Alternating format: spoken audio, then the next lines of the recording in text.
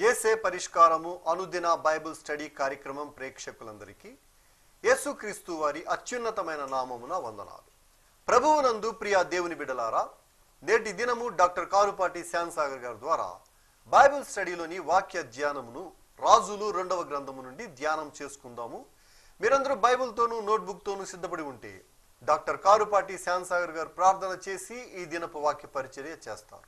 ప్రభువునందు ప్రియ దేవుని బిడ్డలారా, ఈ రాత్రికాలపు వాక్య భాగం కొరకు సహకారాన్ని ఇస్తున్న కుటుంబం దెందులూరు గ్రామము నుండి ఒక విశ్వాసి గారి కుటుంబం సహకారాన్ని ఇస్తున్నారు. ఈ కుటుంబాన్ని ప్రభువు దీవించినట్లు ప్రార్థన చేద్దాం. ఎపిసోడ్ సహకారులు ఈ మాసంలో 22 దినాల్లో 10 దినాలు మాత్రమే వచ్చారు. ప్రతిరోజు ఎపిసోడ్ సహకారి ఉంటే స్మూత్ ఆపరేషన్ ఉంటుంది కనుక ప్రభువు అనుగ్రహించాలని ప్రార్థన చేద్దాం.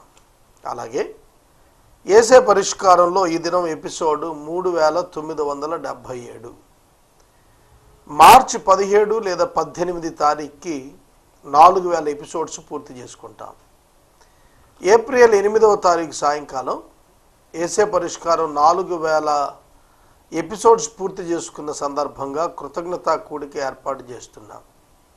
ముందుగానే ప్రేక్షకులైన మీకు తెలియజేస్తున్నాను, ఎందుకంటే మీరు ఆ దినం ఖాళీ ఉంచుకొని ఆరాధనలో పాల్గొంటారని. ఏప్రిల్ 8వ తారీఖు సోమవారం వచ్చింది.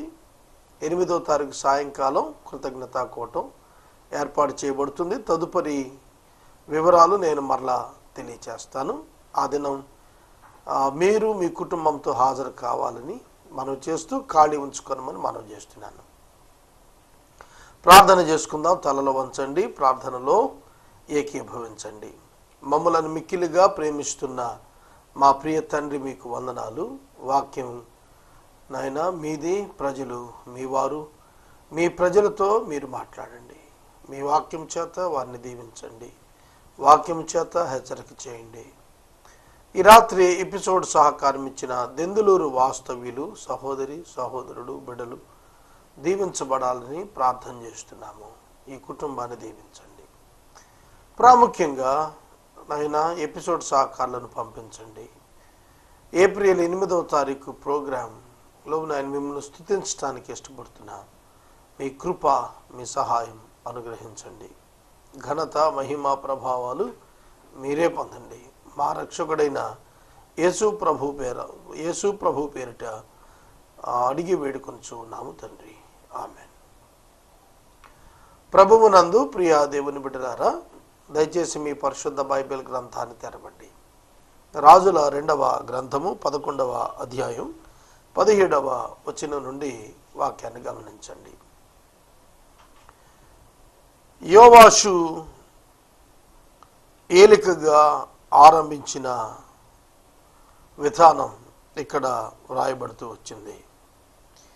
అప్పుడు యెహోయాదా యాజకుడు జనులు యెహోవా వారిని ఆయన పేరట రాజుతోనూ జనములతోనూ నిబంధన చేయించెను. మరియు అతడు రాజు పేరట జనులతో నిబంధన చేయించెను.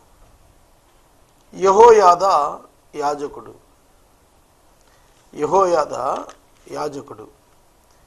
అహజ్యా తల్లి అతల్య అహజ్యా మరణం తర్వాత రాజకుమారులందరినీ చంపి ఏలటం ప్రారంభించింది. ఆ రాజకుమారులలో ఒకడు యోవాషు 6 సంవత్సరాల వయసు ఉన్నప్పుడు అతడు తప్పించుకునే ఏర్పాటు అహజ్యా సహోదరి యెహోరాము కుమార్తె యెహోషబా అనే ఆమె చేశారు. దాది ఈ బిడ్డను తీసుకుని వెళ్ళిపోయింది. ఆ సంగతి యెహోయాదా అనే యాజకునికి తెలుసు. అతడు ఇజ్రాయేలు జనాంగాన్ని సంఘటితపరిచి, యోధావారిని సంఘటితపరిచి యోవాషును వారి మీద రాజుగా ఉంచుకోవటానికి సిద్ధం చేశాడు. కనుక రాజకుమార్ని బయటికి తీసుకుని వచ్చి ధర్మశాస్త్రం అతని చేతిలో పెట్టి, నెత్తి మీద కిరీటం పెట్టి, నీవు రాజు అని ప్రకటన చేశాడు. అతల్యాను తరువాత చంపేశారు. అతల్యా చనిపోయిన తరువాత యెహోయాదా అనే యాజకుడు యూదావారిని గురించి వీరు దేవుని ప్రజలు అని ప్రమాణం చేయించాడు. రాజు పేరిట, దేవుని పేరిట ప్రమాణం చేయించాడు. చూడండి, బైబిల్ గ్రంథంలో ఇశ్రాయేలు జనాంగం, దేవుని ప్రజలు, యూదావారు వాగ్దానం పొందినటువంటి వారు. దావీదు యూదా గోత్రానికి చెందినవాడు. దావీదుకు దేవుడు వాగ్దానం ఇచ్చాడు, నీ సింహాసనం మీద నీ తర్వాత నీ కుమారుని కూర్చుండబెడతానని. ఆ వాగ్దానం నెరవేర్చడానికే దేవుడు దావీదు యొక్క వంశంలో నుండి ఒక్కొక్క రాజును అనుగ్రహిస్తూ వచ్చాడు. వ్యతిరేక పరిస్థితులు వచ్చినప్పటికీ వాటిని అధిగమించమని దేవుడు వారికి సహాయం చేస్తూ వచ్చాడు. అందుకనే యూదావారు దేవుని ప్రజలు, దేవుని జనులు అని ఒక నూతనమైన తీర్మానం యెహోయాదా అను యాజకుడు చేయించాడు. సోదరుడా, సోదరి, భిన్న పరిస్థితుల మధ్య ఊగిసలాట సాధారణం. పరిస్థితులు వికటిస్తున్నప్పుడు విశ్వాసంలో ఊగిసలాటకు గురయ్యే అవకాశం ఉంది. ఆయా సందర్భాల్లో అట్లాంటి పరిస్థితులు వచ్చినప్పుడే విశ్వాసాన్ని స్థిరం చేసుకోవాల్సిన అవసరం ఉంది. అందుకనే దేవునితో యూదావారి యొక్క సంబంధం శాశ్వతం అని చెప్పేటట్లుగా, వారికి అర్థమయ్యేటట్లుగా వారితో తిరిగి నిబంధన చేయిస్తున్నాడు. అది యాజకుని యొక్క ధర్మం. యాజకుడు ప్రజలను దేవునితో నిత్యం అనుసంధానం చేసేవాడై ఉండాలి. సేవకుడు ప్రజలను దేవుని యొద్దకు నడిపించువాడై ఉండాలి. కనుక ఆ విధంగా రాజు పేరిట జనులతో నిబంధన చేయించాడు. అప్పుడు దేశపు జనులందరూ బయలుగుడికి పోయి దాన్ని పడగొట్టి దాని బలిపీఠాలు, ప్రతిమలు చిన్నా భిన్నాలు చేసి బయలునకు యాజకుడైన మత్తానును బలిపీఠముల ముందర చంపేశారు. చూడండి, బయలుదేవత యొక్క ప్రవక్తగా యాజకుడిగా ఉన్న మత్తాను అనే వ్యక్తిని ఇశ్రాయేలు జనాంగం, యూదావారు మట్టుబెట్టారు, చంపారు. బయలుదేవత యొక్క విగ్రహాలను ముక్కలు చేశారు, మందిరాన్ని పడగొట్టారు. ఇశ్రాయేలులో విగ్రహారాధన ఉండకుండా జాగ్రత్తలు తీసుకుంటున్నారు. వారి కమిట్మెంట్ దేవునితో ఎప్పుడైతే వారు ఒక అగ్రిమెంట్కి, ఒక కమిట్మెంట్కి వచ్చారో అంతే వారు పరిస్థితుల్లో ఉన్నటువంటి భిన్నతను, పరిస్థితుల్లో ఉన్న దేవునికి ఇష్టం లేని వాటిని తొలగించడానికి పూనుకున్నారు. ప్రక్షాళన కార్యక్రమం చేపట్టారు. 18వ వచనం, మరియు యాజకుడైన యెహోయాదా యెహోవా మందిరాన్ని కాచుకోవటానికి మనుషులు నియమించాడు. అతడు శతాధిపతులను, అధికారులను, కాపుకాయ వారిని, దేశపు జనులందరినీ పిలిపించగా వారు యెహోవా మందిరంలో ఉన్న రాజును తీసుకొని కాపుకాయ వారి గుమ్మపు మార్గమున రాజు నగరుకు రాగా రాజు సింహాసనం మీద ఆసీనుడయ్యాడు. విచిత్రం ఏంటంటే ఆ రాజుకు అప్పుడు 7 సంవత్సరాలే. యోవాషు అనే రాజు ఈ ప్రజల మీద ఏలటం ఆరంభించినప్పుడు చాలా చిన్నవాడు. యెహూ ఇశ్రాయేలీయుల మీద రాజుగా ఉన్న 7వ సంవత్సరంలో యోవాషు యూదావారి మీద రాజుగా వచ్చాడు. యూదా ప్రజలకు యోవాషు రాజుగా వచ్చాడు. అప్పటికే యెహూ ఇశ్రాయేలు జనాంగాన్ని ఏలుతున్నాడు. ఆ సందర్భంలో ఇతడు సింహాసనాసీనుడయ్యాడు. అప్పుడు అతని వయసు 7 సంవత్సరాలు. మరియు వారు రాజనగర్ దగ్గర అతల్యాను ఖడ్గము చేత చంపిన తరువాత దేశ ప్రజలందరూ సంతోషించిరి. పట్టణము నెమ్మళముగా ఉండెను. నెగిటివ్ ఎలిమెంట్స్ ఏవైతే తీసేస్తామో శాంతి నెలకొల్పుతుంది. ఈ దినం ఒక పెద్ద ఆయనతో నేను మాట్లాడుతున్నాను. టీవీ చూస్తున్నాం. అల్లకల్లోలంగా హైదరాబాద్ బాంబు బ్లాస్ట్ యొక్క డీటెయిల్స్ ఇస్తున్నారు. ఒక ప్రముఖమైన వ్యక్తి ఒక నేర ప్రవృత్తి కలిగిన వ్యక్తులను అరికట్టడంలో సఫలమైనప్పుడు శాంతి భద్రతలు ఎట్లా నెలకొన్నాయో ఆ సోదరుడు చెప్పినప్పుడు చాలా ఆశ్చర్యం కలిగింది. కనుక first concentrate on the persons who are involved in crime అనేది ఇక్కడ మనం చూస్తున్నాం. చూడండి, బైబిల్లో అసలు కవర్ చేయని అంశం లేదు. అతల్యా యొక్క కుటుంబం నాశనం చేసిన తరువాత శాంతి వచ్చింది, ప్రజల్లో నెమ్మది వచ్చింది.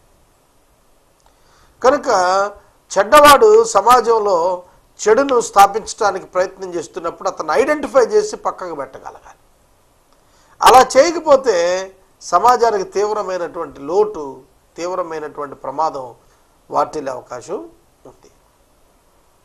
అతల్యాను చంపినప్పుడు జనులందరూ సంతోషించారట. ఒక వికెట్ పర్సన్ చనిపోతే ప్రజలు సాధారణంగా సంతోషిస్తారు. అదే జరిగింది యోధాలో కూడాను. తర్వాత అతల్యాను చంపినప్పుడు వారందరూ సంతోషించారు. పట్టణము నెమ్మదిగా ఉండెను. పట్టణం నెమ్మదిగా ఉండాలి అంటే అల్లరి మూకలు కంట్రోల్ చేయబడాలి. అల్లరి మూకలు కంట్రోల్ చేయబడాలి. తిరుగుబాటుదారులు, బలాత్కారులు కంట్రోల్ చేయబడాలి. అలా చేయబడకపోతే లా అండ్ ఆర్డర్ కంట్రోల్లో ఉండదు, శాంతి ప్రివేల్ కాదు. శాంతి వర్ధిల్లాలి అని అంటే అక్రమకారులు ఖచ్చితంగా కంట్రోల్ చేయబడాలి, నియంత్రించబడాలి. ఆ దిక్కుగా ఆనాడు 2800 సంవత్సరాల క్రితం, 700 సంవత్సరాల క్రితం శ్రద్ధ తీసుకున్నారు. 12వ అధ్యాయం. యోవాషు ఏలన ఆరంభించినప్పుడు 7 ఏండ్ల వాడు. యెహూ ఏలుబడిలో 7వ సంవత్సరాన యోవాషు ఏలన ఆరంభించి యెరూషలేములో 40 సంవత్సరాలు ఏలాడు. అతని తల్లి పేరు జిబ్యా, ఈమె బెయేర్షెబా సంబంధురాలు. యాజకుడైన యెహోయాదా తనకు బుద్ధి నేర్పి వాడై ఉండు దినములన్నింటిలో యోవాషు యెహోవా దృష్టికి అనుకూలంగానే ప్రవర్తించాడు. యెహోయాదా స్పిరిచువల్ ఫాదర్. యోవాషుకి ఆధ్యాత్మిక తండ్రి, గురువు యాజకుడైన యెహోయాదా. కనుక ఆ యాజకుడిగా అతనుండి బుద్ధి జ్ఞానం నేర్పించినంత కాలం కూడా బాగా నడిచాడట. ఏమర్థం అవుతుంది మీకు ఇందులో? యవనస్తులు తొట్టిల్లిపోతారు, యవనులు వాక్యం చేత సరిచేయబడతారు. యెహోయాదా దేవుని యొక్క ధర్మశాస్త్రం చొప్పున యోవాషును కంట్రోల్ చేస్తూ వచ్చాడు, నేర్పిస్తూ వచ్చాడు, బలపరుస్తూ వచ్చాడు. కాబట్టి యోవాషు చక్కగా పరిపాలన చేస్తూ వచ్చాడు. 7 సంవత్సరాలప్పుడు రాజు అయిన వాడు ఏ విధంగా పరిపాలిస్తాడు అంటే యెహోయాదా ఖచ్చితంగా పరిపాలన మీద ఇంపాక్ట్ చూపించాడనమాట. యెహోయాదా యాజకుడు కాబట్టి యాజకుడు రాజును బలపరిచి రన్ చేస్తున్నాడు కాబట్టి చాలా నీతితో కూడిన ప్రవర్తన, యథార్థతతో కూడిన ప్రవర్తన ఆ స్థలంలో సంరక్షించబడింది అనేది మనకు అర్థమవుతుంది. ప్రియమైన దేవుని బిడ్డలారా, మీ కుటుంబాల్లో యవనస్తులు ఉన్నారా? వాళ్ళను ఎలా నడిపిస్తున్నారు మీరు? యెహోయాదా యోవాషును చక్కగా బుద్ధి నేర్పించి నడిపించాడు. సామెతల గ్రంథం యవనులు అందరూ చదవాలి. నేను వారికి ప్రత్యేకంగా తెలియజేస్తున్నాను, సామెతల గ్రంథం కంటత పట్టండి. మనం నడవలసిన మార్గం అందులో యవనులకి తేటగా రాసింది. నా యవన కాలంలో నేను డిగ్రీ చదివిన ప్రభువులోకి వచ్చిన క్రొత్తలో సామెతల గ్రంథం అంతా కూడా చదివాను, విస్తారంగా చదివాను. ఇప్పటికీ అనేక సామెతలు నా రెగ్యులర్ లైఫ్లో నన్ను కరెక్ట్ చేస్తూ వచ్చాయి. నీ పొరుగు వాని ఇంటికి పలుమార్లు వెళ్ళకము, అతడు నిన్ను ద్వేషించి తిరస్కరిస్తాడేమో. ఈ పదం రెగ్యులేట్ చేసింది నన్ను. ఫ్రెండ్స్ని ఎక్కువగా కలవకుండా, వారి గృహాలకు వెళ్ళకోకుండా. అలాగన నీవు స్వబుద్ధిని ఆధారం చేసుకోక నీ పూర్ణ హృదయంతో దేవునిపై ఆధారపడు, శాంతికరమైన దినాలు దేవుడిస్తాడు. అలాగే ఎవరునా జారస్త్రీ ఉన్న వీధి వైపు వెళ్ళవద్దు, 5వ అధ్యాయం. అలాగే వేరొండు గౌరవాడు లెస్సైన జ్ఞానమునకు విరోధి. ఇలా సామెతలు నా జీవితంలో యవనస్తుడిగా ఇప్పటికీ కూడాను, నడివేసుకునిగా ఇప్పటికీ కూడాను నా మీద వాటి ప్రభావం ఉంది. అవి మనకు బుద్ధిని నేర్పిస్తాయి. సామెతల గ్రంథం బుద్ధిని నేర్పిస్తుంది, ప్రసంగి గ్రంథం జాగ్రత్త నేర్పిస్తుంది. ప్రసంగి గ్రంథం చివరికి వెళ్ళేటప్పటికి తీర్పు ఉంది, జాగ్రత్త అని జ్ఞాపకం చేస్తుంది. మానవుని జీవితం అశాశ్వతం అనేది ప్రసంగి గ్రంథం చాలా తేటగా బోధించింది. కనుక దేవుని వాక్యం చేత మనం నేర్పించబడాలి, బుద్ధి నేర్పించబడాలి. అదే మనం శిల్పి ఒక రాయిని తీసుకొని చెక్కుతాడు, చూశారు? అట్లా సామెతల చేత నీ అంతరంగ పురుషుడు చెక్కబడాలి, వాక్యం చేత చెక్కబడాలి. అప్పుడు నీ వ్యక్తిగత జీవితం ప్రభావవంతంగా, సొగసుగా ఉంటుంది. యోవాషు యెహోయాదా యొక్క నాయకత్వంలో నడిపింపులో ఉన్నంత కాలము వర్ధిల్లాడు, మంచి చేస్తూ వచ్చాడు, అనుకూలంగా ప్రవర్తించాడు. కానీ ఒక తప్పిదం చేశాడు. ఏంటంటే ఉన్నత స్థలాలు కొట్టివేయక నిలిపాడు. జనులు ఇంకా ఉన్నత స్థలాల్లో బలులు వేస్తున్నారు, ధూపం వేస్తున్నారు, బలులు అర్పిస్తున్నారు. చూడండి, యూదా రాజులు కూడాను కొన్ని తప్పిదాలు సరి చేసుకోలేకపోయారు. తప్పిదం గుర్తెరగటం ఒకటైతే తప్పిదం సరి చేసుకోవటం రెండు. అది గుర్తెరగటమే లేదు చాలామందికి, సరి చేసుకోవటం ఎక్కడ? కొంతమంది నాయకులకు తమ ఉన్న తప్పేంటో, తనములో ఉన్న తప్పేమిటో, తమన్న మార్గం ఏంటో అర్థం కాని వారు వాళ్ళు చాలామంది ఉన్నారు. ఉపయోగం ఏంటి? తాను చేస్తోంది తప్పని తెలియని వాడు తాను ఎలా మార్చుకుంటాడు? అందుకనే మారు మనసు పొందమన్నాడు వాక్యంలో. అంటే one must know that he is a sinner. ఒక వ్యక్తి తాను పాపిని గ్రహించాలి, లేకపోతే పరివర్తన ప్రారంభం కాదు. ఏది విడవాలో తెలియకపోతే ఏమీ వదిలిపెట్టలేం మనం. ఏది పరిశుద్ధతో తెలియకపోతే అపవిత్రతకు పరిశుద్ధతకు వ్యత్యాసం మనకు అర్థం కాదు. ఈ రాత్రి వాక్యం వింటున్న సహోదరుడా, సహోదరి, నీవు దేవుని పట్ల బుద్ధి నేర్పు కలిగిన వాడుగా ఉంటున్నావా? చాలామంది ఇది నాన్న బుద్ధి లేని వారిగా ప్రవర్తిస్తున్నారు. బుద్ధి లేకపోవటం అంటే ఎరిగి సిద్ధపడకపోవటం. తెలుసు వారికి, కానీ బుద్ధి లేని కారణంగా సిద్ధపాటులో లోపం. చాలా సందర్భాల్లో భంగపడుతుంటాం మనం. సోదరుడా, సోదరి, బుద్ధి జ్ఞానం లేదా మీకు అని అడుగుతాం. ఎప్పుడు ఇలా చెయ్యాలని తెలుసు కూడా చేయకపోతే. కనుక యాజకుడని యెహోయాదా నడిపించినంత కాలము యూదారాజు అయిన యోవాషు మంచిగా బ్రతికాడు. కానీ అతని కాలంలో ఉన్నత స్థలాలు పడగొట్టలేకపోయాడు. అది అతని జీవితంలో మైనస్గా నిలిచిపోయింది. యోవాషు ప్రజలను పిలిపించి యెహోవా మందిరంలోనికి తేబడే ప్రతిష్ఠ వస్తువుల విలువలను, జనసంఖ్య దాఖలా చేయబడే ప్రజలు తెచ్చిన ద్రవ్యాన్ని, వంతు చొప్పున ప్రతి మనిషికి నిర్ణయమైన ద్రవ్యమును, స్వేచ్ఛ చేత ఎవరైనా మందిరంలో తెచ్చిన ద్రవ్యమును యాజకుల్లో ఒక్కొక్కడు తనకు నెలమైన వారి యొద్ద తీసుకుని మందిరము ఎచ్చటైనను శిథిలముగా ఉన్నదో దాని దగ్గర బాగు చేయించాలని ఆజ్ఞ ఇచ్చాడు. రిపేర్స్ ఆఫ్ ద టెంపుల్ చేయాలి. దానికి ఫండ్ ఎక్కడి నుంచి తీసుకురావాలన్నాడు?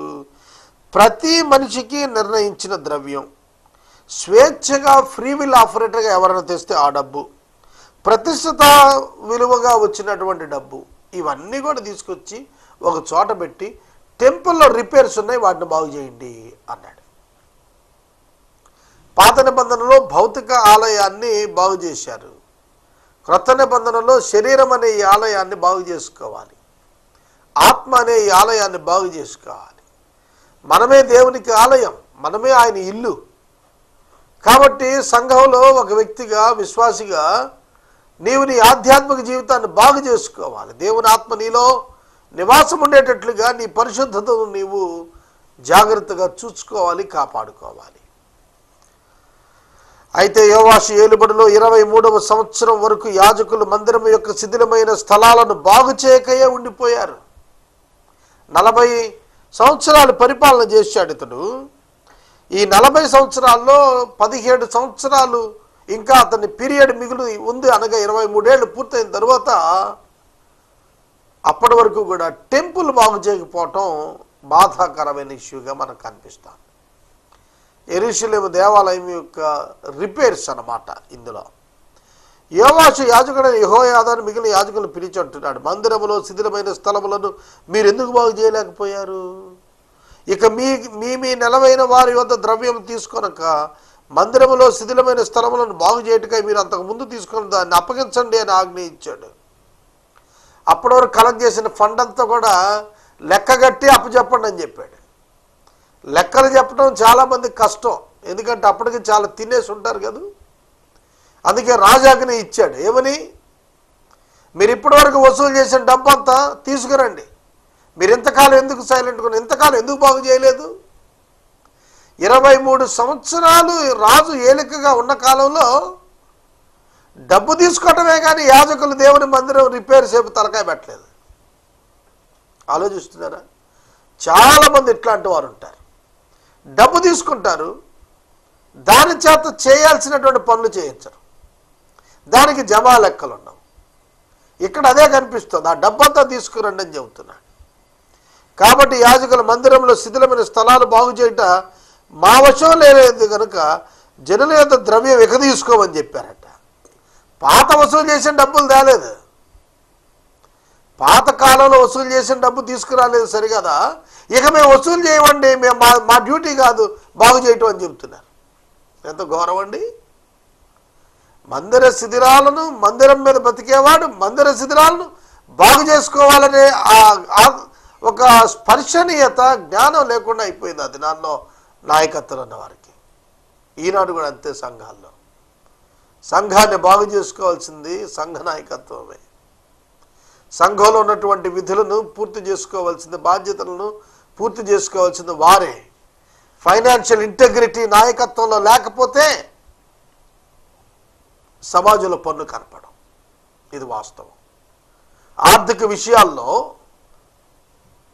నమ్మకత్వం కోల్పోతే నాయకుడు, ఆ నాయకుడు సరిగా పనిచేయడు. ఈ మాట రాసి పెట్టుకోండి మీరు. నాయకత్వంలో ఉన్నవాడు ఫైనాన్షియల్ ఇంటెగ్రిటీ ఖచ్చితంగా కలిగి ఉండాలి. అప్పుడే అతడు నిజమైన క్రైస్తవుడు అవుతాడు. నువ్వు నిజమైన క్రైస్తవుడు అయితే నీకివ్వబడిన ఆర్థిక విషయాల్లో యథార్థంగా ఉండాలి. అది చిన్నదైనా పెద్ద మొత్తమైనా చిన్న మొత్తమైనా సరే. You must be accountable before God.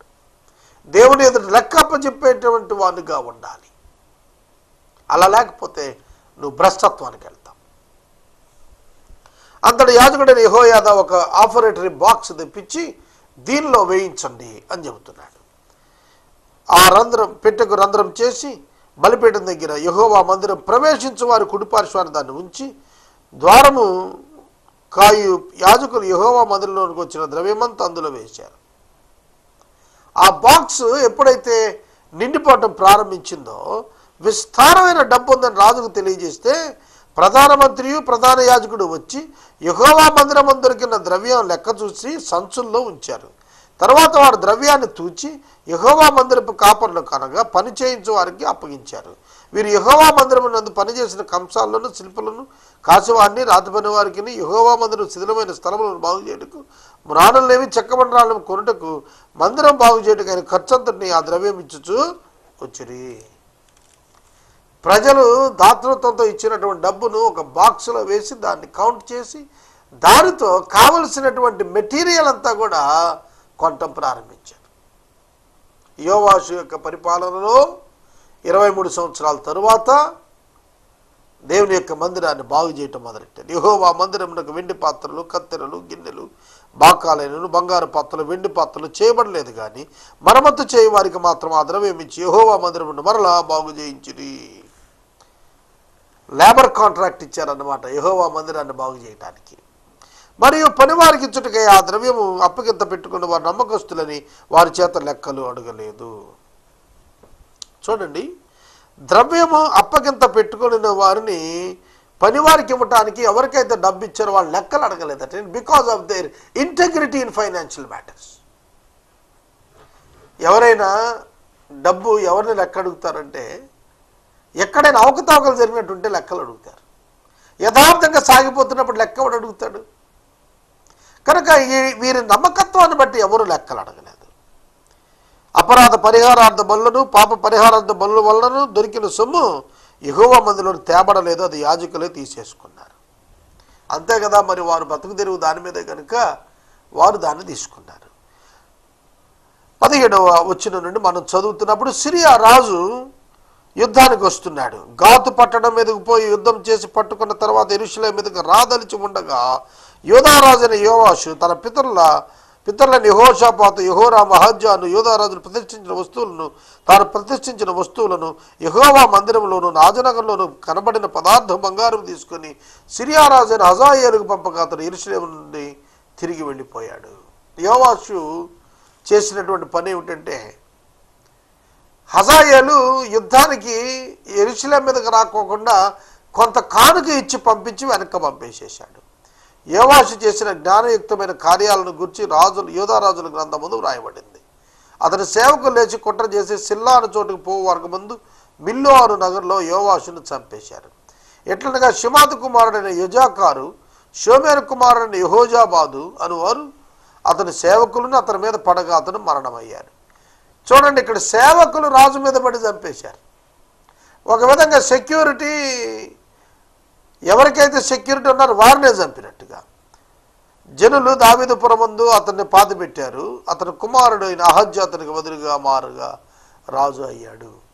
అహజ్యా కుమారుడే యోవాషు. వాళ్ళు యోవాషు కొడుకు పేరు అహజ్యా అని పెట్టారు. అంతే కదా, కొందరు తమ తండ్రి పేరు పెట్టుకుంటారు కుమారులకు, అట్లా అన్నమాట. కనుక అహజ్యా రాజు అయినటువంటి వృత్తాంతం 13వ అధ్యాయం నుండి అతను చేసిన క్రియలు రేపటి ధ్యానం చేద్దాం.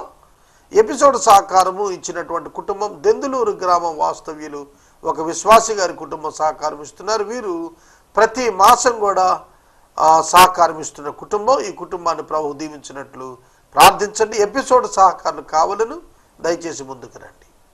మనం ఇంతవరకు డాక్టర్ కారుపాటి శ్యామ్ సాగర్ గారి ద్వారా బైబిల్ స్టడీలోని వాక్య ధ్యానమును రాజులు 2వ గ్రంథము నుండి ధ్యానం చేసుకున్నాం. ఈ కార్యక్రమం ద్వారా మీరు పొందుకునుచున్న ఆత్మీయ మేలులు ఒక ఉత్తరం ద్వారా మాకు తెలియచేయండి. మీ ప్రార్థనా మనవులు మాకు తెలియచేస్తే ఏసే పరిష్కారం కార్యాలయంలో ఏర్పాటు చేసిన ప్రత్యేక ప్రార్థనా శిబిరంలో మీ కొరకు ప్రార్థిస్తాం. మీ కుటుంబ పక్షముగా ఒక ఎపిసోడ్ ప్రసారం చేయాలనుకున్నారు మాకు తెలియచేస్తే మా సిబ్బంది మీ గృహాలను దర్శిస్తారు. ముగింపు ప్రార్థన ఆశీర్వాదాలతో ఈ కార్యక్రమాన్ని ముగించుకుందాం. ప్రార్థించుకుందాం. మమ్మల్ని మిక్కిలిగా ప్రేమిస్తున్న మా ప్రియ తండ్రి, మీకు వందనాలు. వాక్యోపదేశానికి సహకారం ఇచ్చిన కుటుంబాన్ని దీవించండి. మమ్మల్ని మీ చేతికి అప్పగిస్తున్నాం. నూతన ఎపిసోడ్ సహకారాన్ని పంపించండి. మా ప్రేక్షకులు వాక్యం చేత దీవించబడినట్లు కృప చేయండి. ఫైనాన్షియల్ ఇంటెగ్రిటీ ప్రతి క్రైస్తవునికి దయచేయండి. యేసు నామములో అడుగుచున్నాము తండ్రి, ఆమేన్. తండ్రి అయిన దేవుని ప్రేమ, కుమారుడైన యేసయ్య కృప, పరిశుద్ధాత్మని అన్యోన్య సహవాసం సదాకాలం మనందరికీ తోడై ఉండును గాక. ఆమేన్.